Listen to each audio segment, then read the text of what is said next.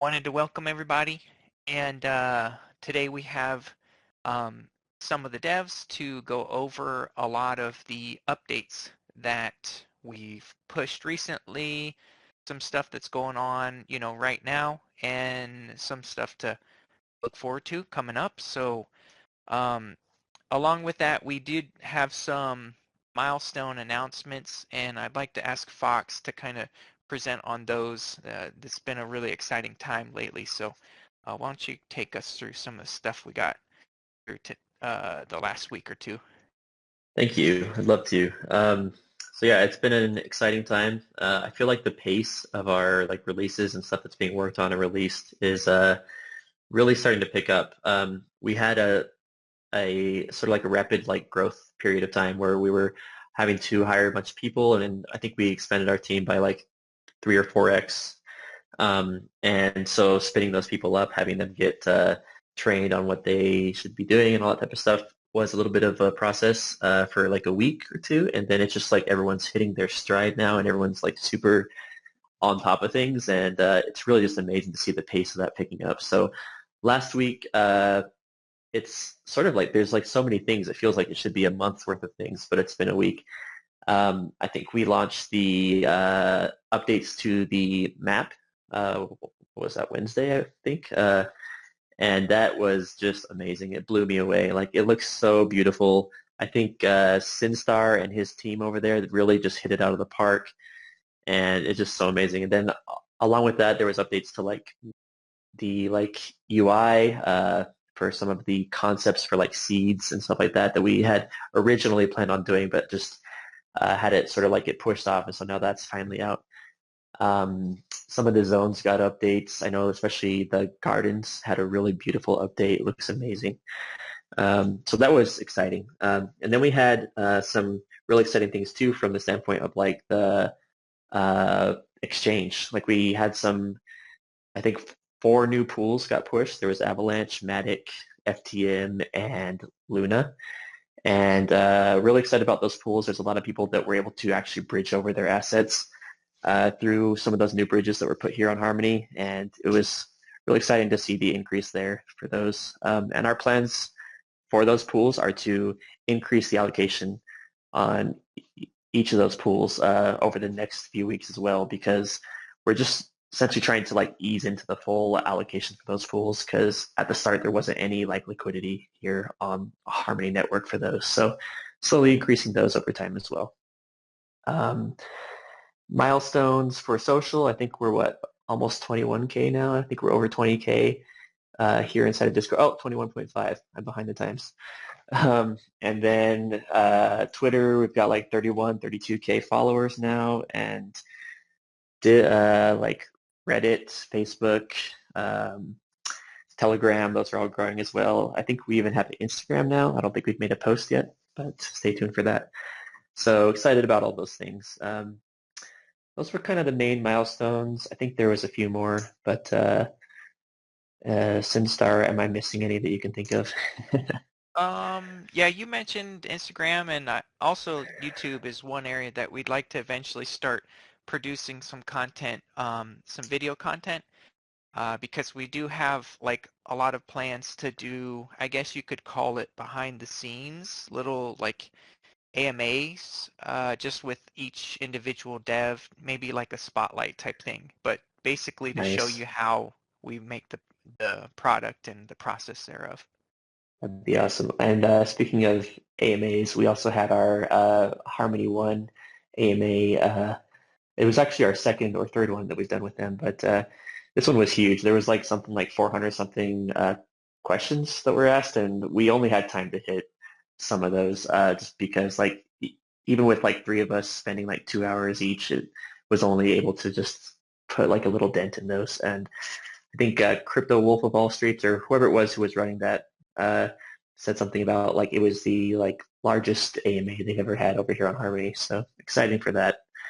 And then the other thing is we started the new incentive snapshot period for the second land snapshot that we're doing, and it's sort of like a bonus snapshot that it like wasn't there on the initial timeline, but we just essentially wanted to give more players opportunities to win that land. So we lowered the requirements to 1,000 and had it so that it'll do the average over that period. So it's incentivizing those that actually stake and actually hold it there for the entire period. So I'm excited about that as well. And we also held the raffle for the land for the first snapshot, and there were 26 winners there. So congrats to all the winners there. Really excited for you guys. But those are them. So let's start into the questions, I guess. Alrighty, yep, I've got them today. And I'm going to start with a question for, I'm going to pick people to answer these. So I'm going to start with Raspberry Swirl. Wick, let's see, we actually have a couple questions from Wick. So I'm going to go through most of them first. You got 3. So the first one is, Raspberry, when can we expect a flip all cards to back button for, in terms of searching through heroes cards, sometimes you just want to see all the back information rather than the front information. So is there a plan to implement that kind of a feature? Yeah, so we didn't actually have that planned, but I really love the suggestion. I've put it onto the list for devs to pick up when they get some time to release in a patch. So kind of like how we have the toggle switch for toggling on the animations and toggling them off, I'd like to put something like that in there. So thank you for that suggestion. All right. So another question Wick had, this one's for Fox. Um, the ability to quest while a hero is listed in the marketplace, is that going to ever come to fruition? Yeah, so currently heroes can quest when they are listed for hire, but if they are listed for sale, they cannot. And the reason for that is because the tavern is essentially an escrow style thing where basically you list them for sale, and then the ownership of that hero transfers to the smart contract over there in the tavern. And then after it's sold, it'll get automatically transferred. Part of the reason that we have to do it that way is because of just the NFT standard. Um, and it just allows us to have sort of an extra layer of security there so that anyone who actually wants to go in and actually have one of those heroes get actually bought, it will be instantaneous and all in the same transaction. So that's the reasoning behind that. Currently, there aren't any plans to have them who are on sale have the ability to also quest at the same time. But I mean, theoretically, in the future, we could do things where maybe we'd create a smart contract that would allow it to unlist, quest, and then relist all within the same transaction, potentially. So for now, no, but maybe in the future. Okay. All right, so last one from Wick. Tango, why don't you take this one? Sort by stamina, ascending, descending. He's saying is that a feature that A is already in the game, or B, are we putting it in the game to sort by stamina? Yeah, so we are constantly updating and looking at those filters. I'm sure there's plenty more updates that'll be coming, but the sorting by stamina it should be currently in the game. You're able to do that ascending or descending at your leisure. In the upcoming patch this Wednesday, there's an additional feature to that, which will allow us to be able to sort ascend or automatically default sort when you're looking at questing or anything that requires that stamina. So that should make it a little bit more apparent of what you're looking at contextually based on what you're working on. So, but yeah, those filters, we're always looking at the sorting and the selection boxes there. So, Yeah, Also, and just actually, one little plug there. I think in the patch, there's also a feature that will speed up that view as well, because it'll get essentially yes. cached a lot more heavily. So I'm Yep. excited about that from the API standpoint, because our API is getting hammered right now.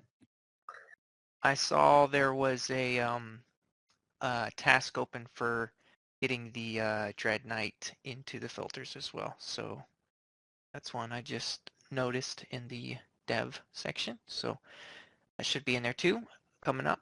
And then the next question for Raspberry Swirl is um, a reset button for the Tavern Heroes filters. Tavern Heroes filter?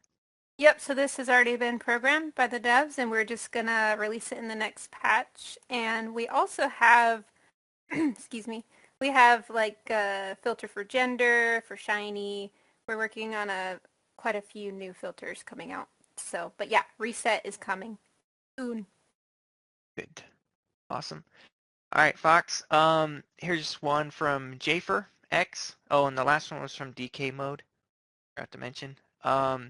So Jafer X, his question is, he's saying it would be nice to have some kind of line to describe, like a description line to input when selling a hero. So we had talked about that a little bit, but you want to Yeah. say your thoughts on it? Yeah, so I think it'd be cool too. I do have some concerns about, I guess, like risk standpoint, because like we have to think about these things. Like, what if someone puts up a link to, I don't know, porn, or somebody says something that's untoward or offensive or something like that. So we do always have to be careful anytime that we allow like user input into our game, because then we would have to probably create some kind of a like moderation flow as well, which on the blockchain we're trying to be more like decentralized and not having a centralized moderation flow that we would have to rely on. So I think what we could do to help with some of those things is we might be able to allow our sellers to select some pre-curated tags, perhaps like perhaps they would have them get tagged as like really good at gardening or something. And obviously, like it could be tagged incorrectly on purpose or maliciously or whatever. But I think we'll have to think about some of those things more. It would be cool to have something. And then also internally, like we've spoken about the idea about having auto-generated sort of like flavor texts and things for heroes that would be kind of uh, selected off of their stats and things like that. Like heroes that are like really strong might have something where they say like me like crushing things or something, you know. So there could be things like that as well in the future. Nice. Let's see here. So Tango, along with the filters, there's another question. I'm Shu, I think, is the community member's name. But the suggestion is when you filter in attributes and select two different attributes, it's showing every hero with one of the stats or both. So in their opinion, there should be an option to filter for heroes having both stats only. So how about that Yeah. suggestion? That's a very valid suggestion, a really good point. And we've modified the way that the filters work a couple of times, whether it's inclusionary or an exclusionary, basically an and or an or, the way that you're selecting and attributing those filters to the list. And so there's always new ways that we can look at streamlining this and making it look better. I think that's something that we're definitely going to have to continue to look at and consider as we build those in. But I do see the value in that. So even if we just have to add a toggle that says include all or, one, whatever that's going to look like, we'll try to see what makes sense without making those filters too confusing. The real problem is that there are a lot of filters, and the more we put in there, the harder it becomes to keep it all straight. So we'll take that back for consideration and see what else. But I do see the value in that, so we'll take a look at it. Yeah, I mean, as I'm going through all these questions, I'm noticing how many filter questions actually there are here. So That's what I was going to say. Yep. yeah, I see there could be a jumble of like overload of options and information, but we'll get, I think this might be the last filter question. So I'll ask Raspberry Swirl. HoloLight had written, can we get a filter and sorting option in Tavern for number of remaining summons, as this is becoming a significant value stat? Also for hiring at the portal, would it be possible to display and sort by total summon cost, meaning cost plus hire fee? Yeah, so we are currently in the works on a new sorting feature for remaining summons. Because I agree, it's very important. Also, the amount of total summons that a hero has if people want to sort by that. Um, I do think it would be very valuable to be able to see the summon cost of a hero before hiring. We didn't consider that when making the initial mock-ups, but I actually think that would be a very good idea, and I'll add it to the list because even though you can see like how much a hero is for hire, that doesn't mean you know how much it's going to cost when you summon, like go to the summoning portal. So yeah, I'll add that to our list, and I appreciate that suggestion. Nice. Okay. All right, so we're gonna jump from filters for a little bit, going to land. Fox, this is one for you from Mr. Zipper. He says, we know that land is, or we know that land isn't required for play, but that is going to be a big part of gameplay. What does the average player who will never own land have to look forward to from its release? How much functionality does land have for landholders versus simply collecting taxes on things that happened on the land? Um, are there any, or are there ownership or P2E player to, is that environment? P2E? Play to earn. Play to Yeah. earn. Okay, sorry. Opportunities there for average players or not? If how much dev time should be spent on something that only a tiny fraction of the player base will ever get to do? All right. Well, there's a lot of questions there. Let me try to break them down. And Yeah. really good questions, by the way. We haven't spent a lot of time yet explaining exactly how land will work, and there's a few reasons for that. It's not out yet, so there's a lot that is still in the works and still able to change. Uh, However, from the broad stroke of things, land is rare. There will only ever be 1,000 of those lands in each world that we have. And so there's a lot of play-to-earn opportunities for those. And most of those play-to-earn opportunities really are for the landowners themselves.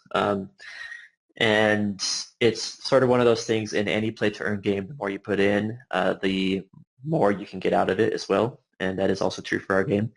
And also true for, I guess, crypto and like probably just like investing in general. That's just how the real world works. But opportunities for other players to still interact with lands, even if they don't necessarily own them.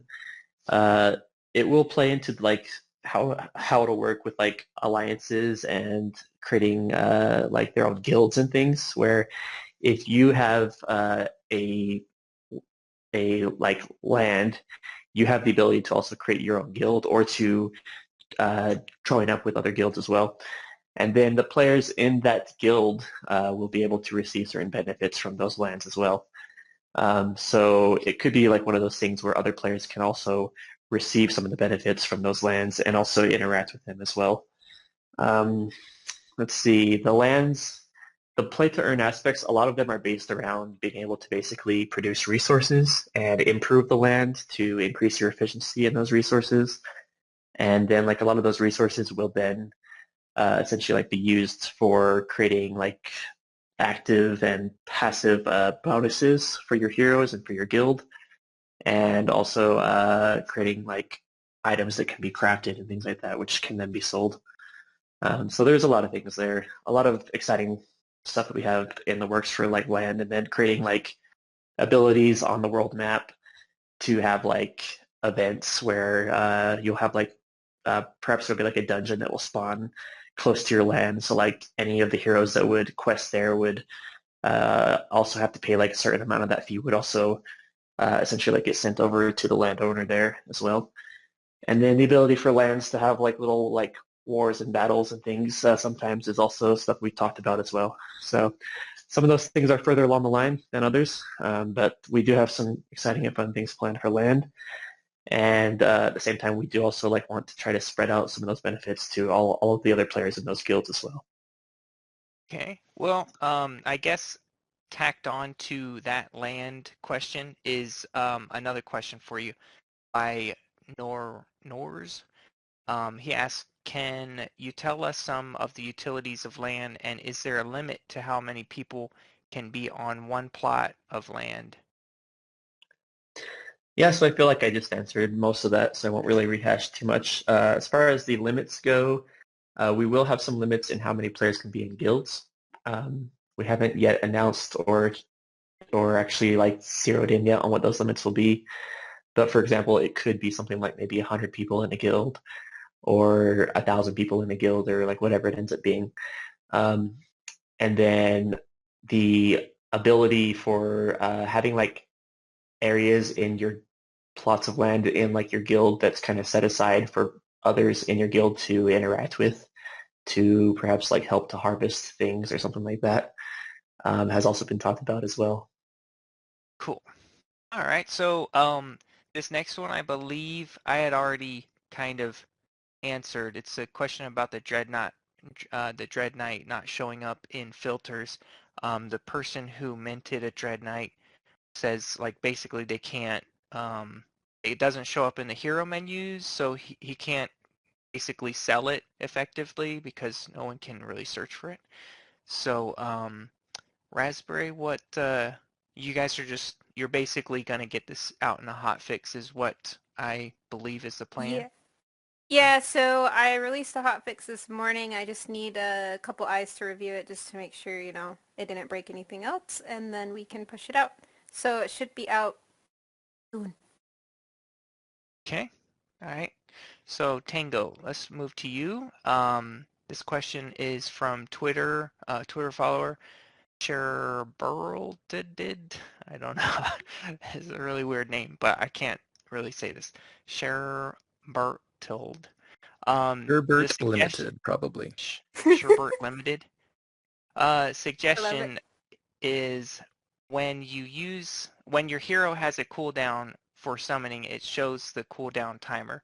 What about a button or option to add this cooldown to your calendar so you can set up notifications of when you're able to summon again? Yeah, I really actually like this idea. It's not something that I thought about, but something we do think about quite often is how do we, blend the concept of the game with our real world assets, right? And obviously our money and our crypto, but also just kind of having that as part of our life, right? I mean, because DFK for me is life, and so I'm always looking at, okay, how do I get this kind of in my phone and on my calendar and so on and so forth. So I like that idea a lot. I'm going to take a look at what we can do to get that out there.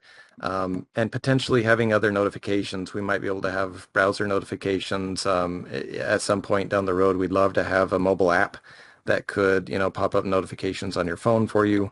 But I think this is a really good interim step that we could say, click on that little timer and have it pop up a calendar option that you could add. So I think that's a great idea. We'll have to look at it, but it's unproven, so we don't know exactly how that's going to work. But definitely something Okay. I'd like to have in there. Well, I'll ask you, since we're talking about that, let me get another question from you, Tango. This is more on the tokenomics side of things, but Leo Fitz asked, is there any plans to collaborate with a money market to make XJewel be available to use as collateral? It will encourage more players to put more Jewel into the bank and provide more utility for the whole project. Yeah. Any So thoughts I on mean that? that is very, very similar in that same vein of, we want this to be more utility and also very much gaming style. We want to be able to enjoy the game, but use, what we're earning and what we're doing in the game. So I really like that idea. This is something that we've got, several people who are very familiar with the crypto space and the banking environment. We've got a lot of smart people here that we'll continue to look at stuff like that. I like this idea. It's just not something that has been on our radar as of yet. So it will definitely go into our backlog and we will have discussions about these types of things. But our main focus at the moment is getting, questing out there and getting some of these other features that we've already committed to up and running. But yeah, absolutely. We're always looking at these types of options. And so we'll reach out and see what kind of things come out of it. Yeah, could I just tag on there a little bit too? Mhm. Because, our project is very interesting because we're trying to be a game and also trying to be like very involved with the actual like DeFi space. And so a lot of that is like peer-to-peer swapping, peer-to-peer lending is also sort of like one of the new things that's really popping up there too. And so having all of that as a like real world economy that also lives within like the context of a game is important. So stuff like that, I think we'll for sure look at soon. I think I totally agree. This is stuff that we want to do. I think the hardest part's going to figure out, how it really lives in the game and how we represent it visually. You can always do stuff with your Jewel and your NFTs and stuff outside of the game, but what makes the game so special is that we've got, those extra little features and touches inside of the game. So that's something that we'd want to look at if we were going to implement this. But we do want to make sure we're embracing all of those available features that are out there. Gotcha. Okay. Thank you for that. This next one is a pretty big question. I'm going to ask you, Fox, on this one. Baladas here on Discord asked, hey guys, is there any plans to launch DFK on other chains like Phantom, Avax, or anything else? Right now, you are having around 25% of the volume of Harmony, which could be alarming if Harmony can't fix the congestion, etc. So, and thanks for the answer. Great. I always love being thanks in advance.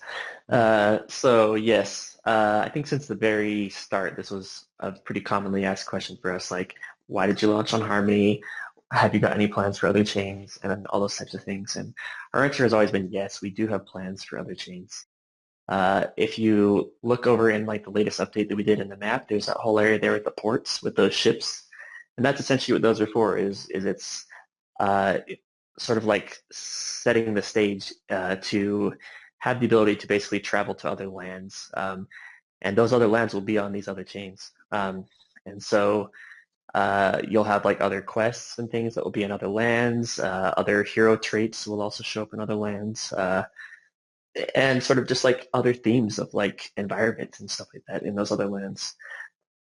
So from our standpoint, from strategy, we're trying to be a metaverse, I guess you could say, where we will be cross-chain.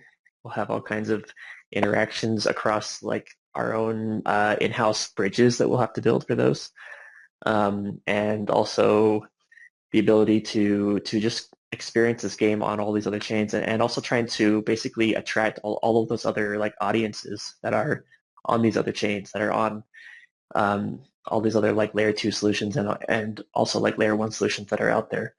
So there is a lot of stuff that we're looking at with those, and we are in some high level talks with a few other chains right now. So I was trying to look at the expansion, I guess, timeline and strategy for how that will impact like the economics of the game. And I can say that we're very, very extremely careful to make sure that everything that we do will always have a like very positive price action for our own Jewel token, and also for the expansion, just having the opportunity to basically grab all that extra, I guess, market share that's out there is huge, because a lot of these other chains have orders of magnitude higher amounts of like liquidity on these other chains as well. So yeah, we are planning on it.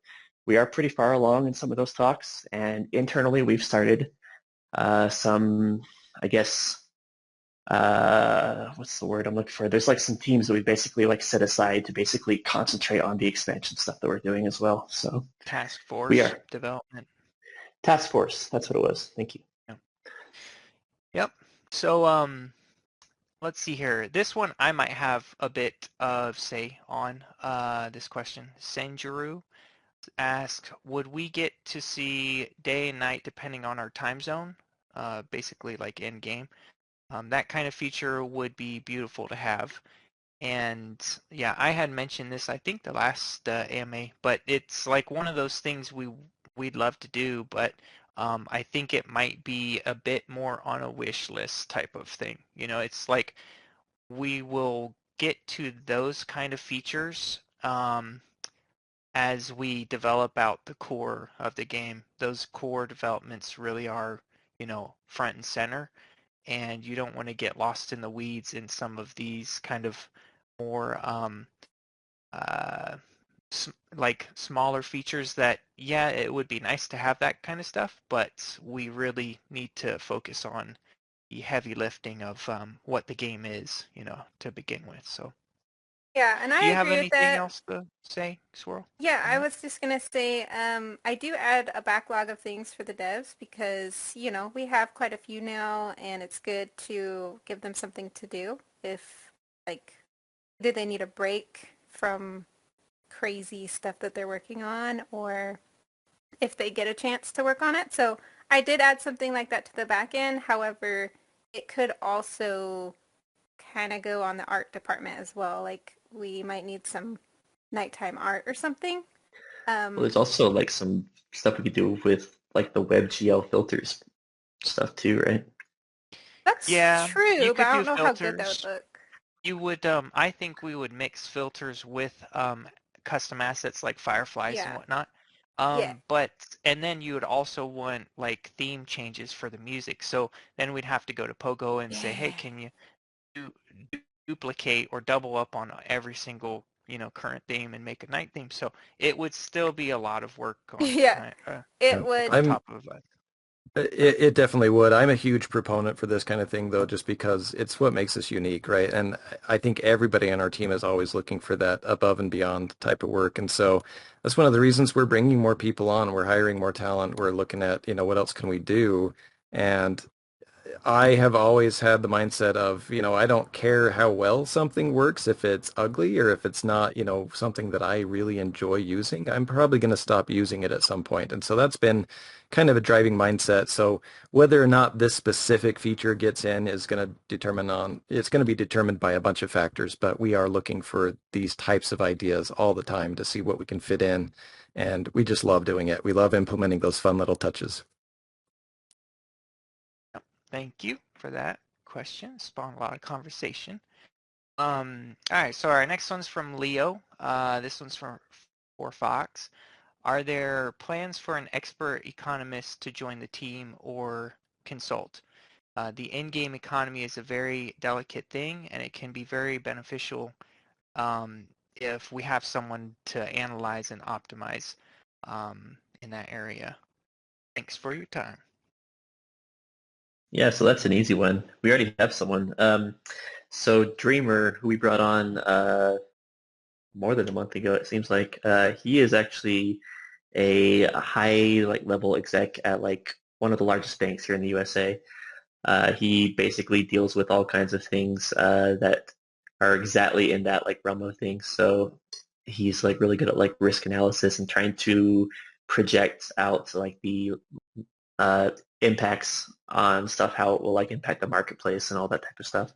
He's interfaced with the SEC before. I mean, he has a lot of that experience that like we're looking for, and that's part of of essentially like the reason that we hired him. And so he was actually the mastermind, I guess you could say, to this like latest expansion that we had to add those extra pools in there. He analyzed those like markets and was trying to figure out how to incentivize right behavior that we like want to see with like stability of our token and spreading out some of those like liquidity there, so it's not all just basically tied into one, but having that be spread out more amongst a lot of other like really nice and strong other chains out there as well. And he architected that out, and we had that launch, and it basically played out how he thought it would. It added a bunch uh, of like liquidity, it added stability, it increased the uh, utility of our token and the pressure on it for having it get bought. And he's also spearheaded a lot of other things too, like how we do our budgeting, making sure that our like stuff that we're doing is able to stay sustainable over the long term, and all that type of stuff. So yeah, he has been great. And as far as other ones out there, I mean, we're always, in, I suppose, like the market for like experts out there. So we always want to attract the best talent onto our team. Also, I'll stick a little plug out there for our original team, because from the very start, like I have had experience with other projects that are involved with DeFi. I've seen what works, what doesn't work, and we were pretty careful about setting up our like economics there to always ensure that like there aren't any like uh, like pump and dumps or anything like that. And making sure that it's always incentivizing the right action that we want to see there as well. Yeah, I totally agree with that. Our entire team is constantly looking at, what's the best thing for the life of the project, and even just on the other side of the coin, right? The internal economics of the game, we've got people like Hubert who are all people. Our team is just looking all the time at what all the numbers look like, what impact it's going to have, based on questing or liquidity pools or expansions. We're always looking at that stuff. So we've got some pretty good people dedicated to that already, and we're always looking for the right thing to do. True. Thank you. We have a question for actually Tango.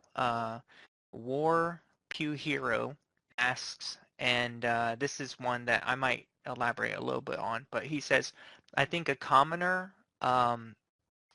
parentheses, alternative to hero, NFT would be awesome to bring more people into the NFT ecosystem of Jewel. A commoner would collect flower jewels at the garden at the same pace as at the wishing well and still make a cool play to earn NFT. So like there's always been talk of, do we have like intro heroes? And is that, in the works, or in, even in the framework of, our game? Is there any like cheaper entry point option ever coming? Yeah, I think that's a really important question to ask. I think we've always been looking at that. As far as like the cheaper options, we're really hoping that our existing economy is balancing itself out really well, and I feel like it is. We'll continue to keep an eye on that as time goes along.